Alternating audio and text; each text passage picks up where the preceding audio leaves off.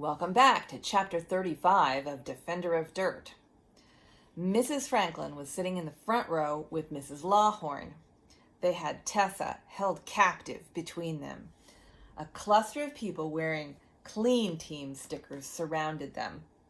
Mrs. Franklin is tall, with a haircut almost exactly like Sydney's, but with lots of highlighting. She must spend hours at the salon. In her black silk shirt and white pants, she looked like a big black and white cookie. Even her shooties, those high-heeled shoe and booty combos, were half black and half white.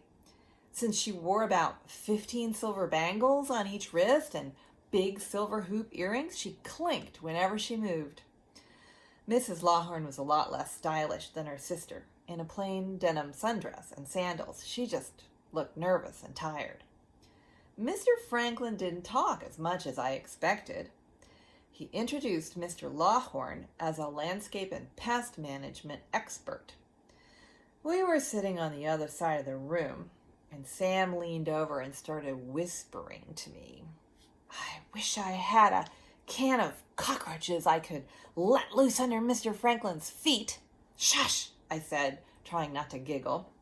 Or maybe a remote-controlled robotic cockroach, Sam hissed in my ear, that I could send up his pants leg. I just about lost it that time, but it was helping me feel less nervous. Gardens with that much cover and that much food could attract your countryside-type animals. Possums, raccoons, even skunks, Mr. Lawhorn was saying. Raccoons could be rabid. That would be a health risk. And then your city animals, such as rabbits and rats, he continued, cracking his knuckles loudly like he was getting ready to punch out some big rats. He didn't seem to enjoy public speaking. He shifted his weight from foot to foot, and he mostly talked to the ceiling tiles, except for when he was looking over at Mrs. Lawhorn. Then she'd stick out her lower lip a little and nod up and down like a bobblehead. After a little Clean Team applause, Bill was next.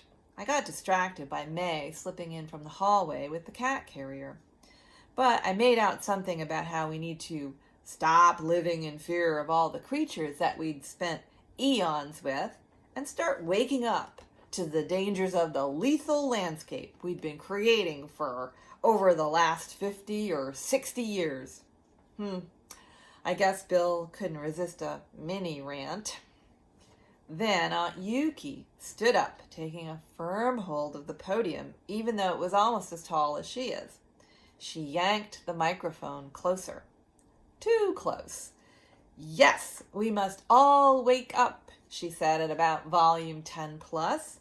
If anyone had been dozing off, they would be wide awake now.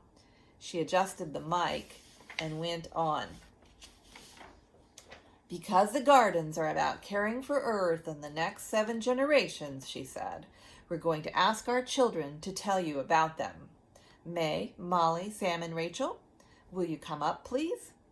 Mr. Franklin bolted up, as if, Sam said, a bug had bit him in the butt. No, I object, he exclaimed. This is a matter for adults and experts. We don't need to hear children talk. Boo! Hiss came from somewhere in the back of the room. Then an elderly woman called out, For shame! Let those children speak. Well, no, I mean we don't want to put them on the spot, Mr. Franklin spluttered. Let's not subject them to such embarrassment, he added, glancing around the room nervously. Nonsense, said Aunt Yuki, while Mrs. Lindsay, the Neighborhood Association president, nodded. Aunt Yuki beckoned us, smiling. We gathered our props and headed for the front, trying to remember to breathe.